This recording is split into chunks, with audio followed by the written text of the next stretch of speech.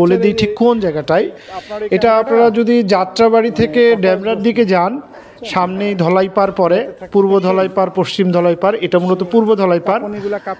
এবং আরেকটা রাস্তা যেটা সোজায় চলে গেছে, যেটা কাশপুর ব্রিজের দিকে, শনির আখড়ার দিকে, সেদিকে যেতেও একটু সামান্য গেলেও হাতের ডান দিকে।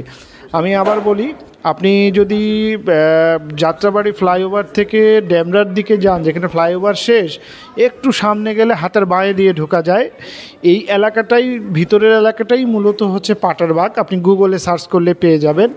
অথবা আপনি শনির আখড়ার দিকে যাচ্ছেন বা কাশপুরের দিকে যাচ্ছেন, ব্রিজ থেকে নেমেই হাতের ডান দিকে এলাকাটা, এই এলাকাটাই মূলত হচ্ছে পাটারবাগ। আর যারা ওইদিকে শনির আখড়ায় থাকেন, রায়েরবাগ থাকেন, তারা তো এই জায়গাটা চিনবেনই।